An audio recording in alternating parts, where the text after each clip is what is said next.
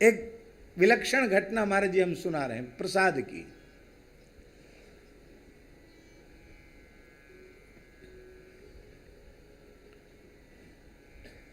अयोध्या जी में एक श्री रामानंद संप्रदाय की रसिक परंपरा का, श्री स्वामी अग्रजी की परंपरा का एक स्थान है, उसका नाम है बामन जी महाराज।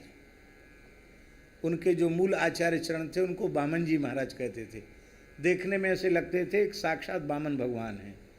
बामन द्वादशी को जिस मुहूर्त में भगवान का प्राकट्य हुआ था उसी मुहूर्त में वे आचार्य प्रकट हुए थे।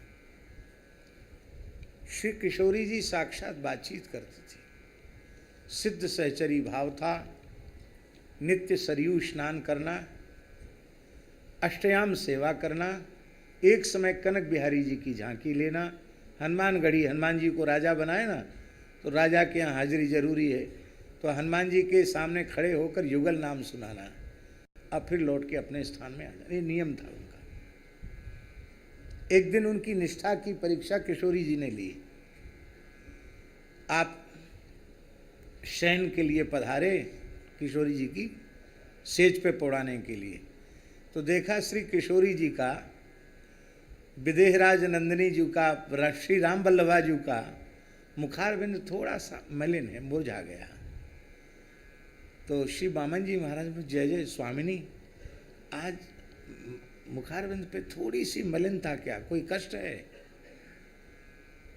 तो श्री किशोरी जी ने कहा, कछु मत पूछो, ठीक है हम, नहीं आप छुपाओ मत, मेरी शपथ है, मेरी सौगंध, सखी ऐसी तो बोलती हैं, मेरी शपथ है, आप छुपाओ मत। तो श्री किशोरी जी ने कहा, कल की एकादशी का विचार करके मैं सोच में पड़ गई हूँ। हमारा शरीर मिथिला का है ना, बिना महाप्रसाद के तृप्ति नहीं होती है, भात के बिना तृप्ति नहीं होती है।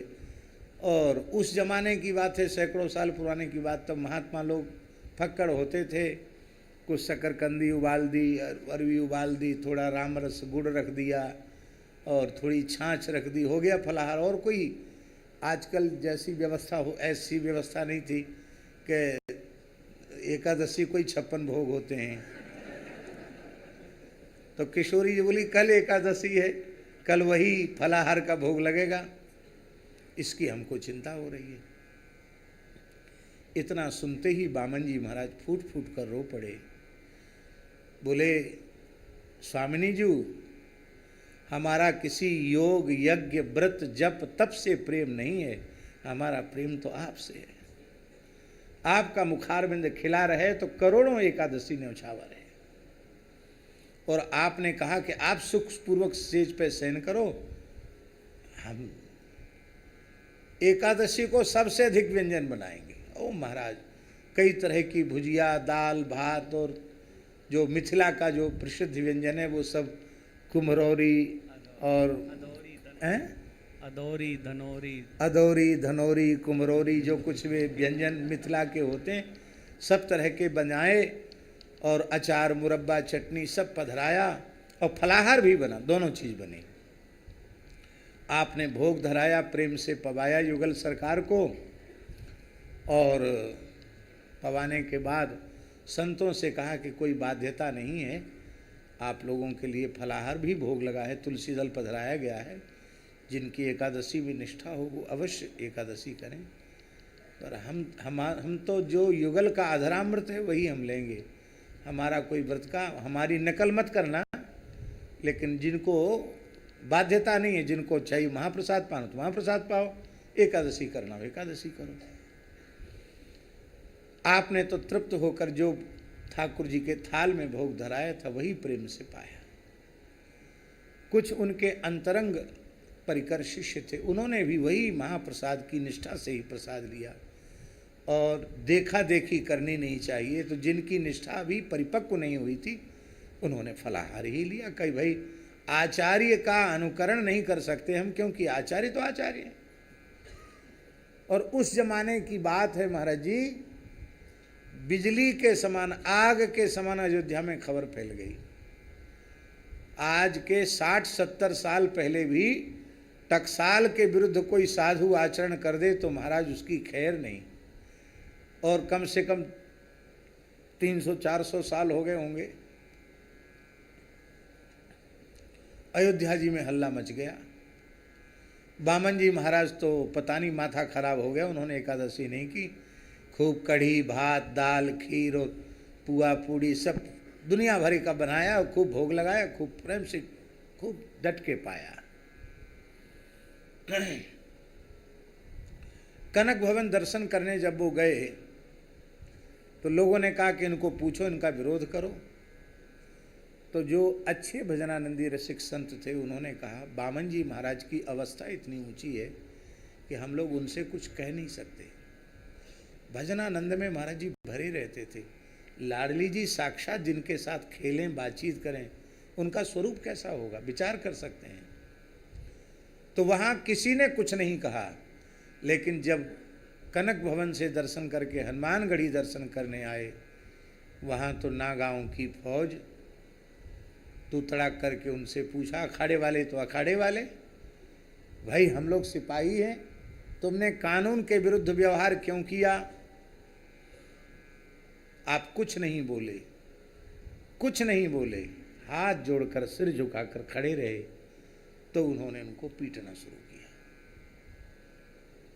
अब महात्मा तो महात्मा ठहरे, अब वो सब पहलवान बेहोश होके गिर गए। अरे बोले ज्यादा मत मारो, मर जाएगा बेचारा साधु, मर। दुबले पतले का हरा शरीर तो था ही बामन जी का। और वो तो सब चले आए। आप उठे और उठ करके कुछ अपमान का अनुभव नहीं किया, सीधे स्थान में आ गए। तो किशोरी जी से बोले कि अब हम कुंज के बाहर नहीं जाएंगे, केवल सवेरे शरीर स्नान करेंगे, अब कुंज के बाहर नहीं जाएंगे, कनक भवन भी नहीं जाएंगे, हनुमानगढ़ी भी नहीं जाएंगे, क्योंकि हमें आपसे लेना देना, हमें संसार से कोई लेना देना नहीं।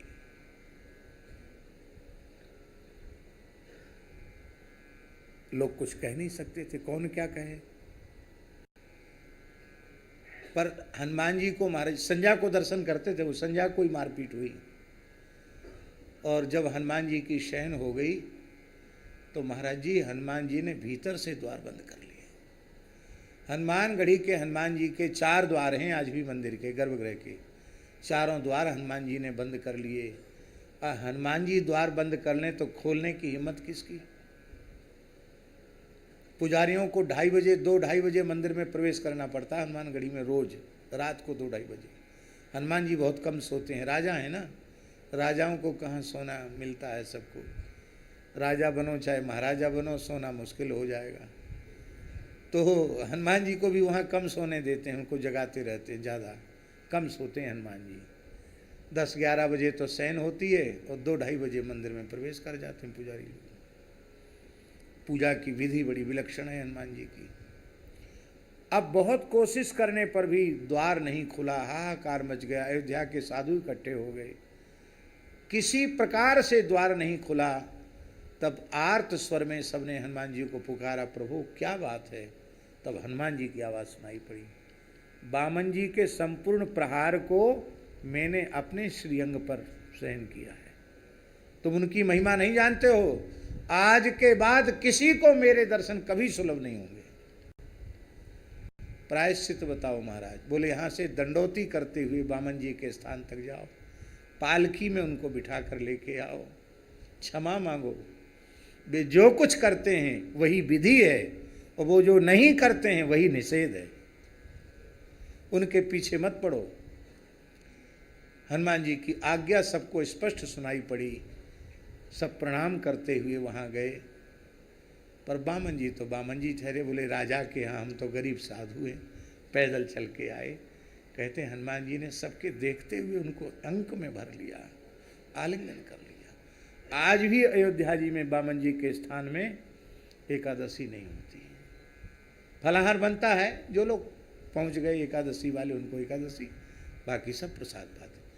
और महाराज जी वहाँ के आचार्य की नियमावली में लिख दिया गया, यहाँ का आचार्य पदार्थ ग्रहण नहीं करेगा, प्रसाद ही ग्रहण करेगा, प्रसाद ही ग्रहण करेगा। इस महाप्रसाद की निष्ठा को श्रीमन महाप्रभु जी ने प्रकट करके दिखाया। हमने रसिक माधवदास जी को पता होगा कौन संत थे जिन्होंने सुनाई थी, अपने राधा वल्लभी संत रासमंडल वाले श्री सेवक सरन जी। श्री सेवक सरन जी ने हमको सुनाया कि जतिपुरा में मुखार बिंद पर श्री गिरिराज जी का 56 भोग गोसाई विठलनाथ जी ने धराया, अन्नकूट धराया, और उस अन्नकूट में कोई चील बाज पक्षी कोई लेके आया और 2 चीलों का झगड़ा हुआ और मांस का कुछ अंश था लोथड़ा, वो प्रसाद के ऊपर ही गिर गया।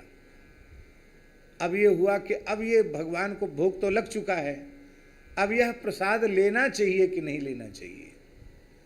तो अनेक प्रकार की बातें लोगों ने कहीं, इसको निकाल दो, पूरा दूषित हो गया, लेना चाहिए कि नहीं लेना चाहिए, बहुत सी बातें हुई, निर्णय नहीं हो पाया। तो बोले महाप्रसाद की सर्वोपरि निष्ठा तो श्री हित महाप्रभु जी के हृदय में है, उनसे प्रार्थना की जाए। महाराज निर्णय नहीं हो रहा, समाधान करिए।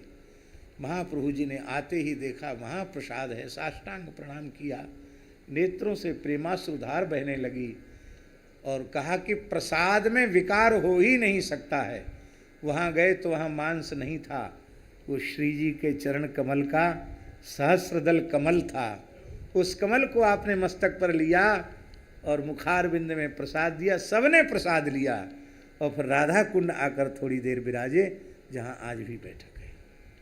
कितनी विलक्षण बात है। सर्वसु महाप्रसाद प्रसिद्धता के अधिकारी, विधि निषेध नहीं दास, अनन्य उत्कट व्रतधारी। इसलिए महाप्रभु जी के संबंध में लिखा है, काहू लियो जप काहू लियो तप काहू महाव्रत साधि लियो है, काहू लियो गुण काहू लियो धन काहू महा उन्माद हियो है। रंचक चारु चकोरन दंपति संपति प्रेम पीयूष पियो है। श्री राधिका वल्लभ लाल के थाल को हित हरिवंश प्रसाद लियो है। श्री राधिका वल्लभ लाल के थाल को श्री हित हरिवंश प्रसाद लियो है। जय जी, कोई बात नहीं।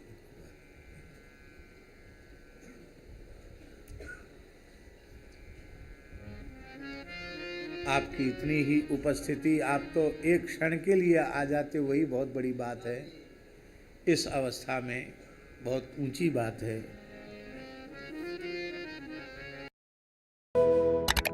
Please subscribe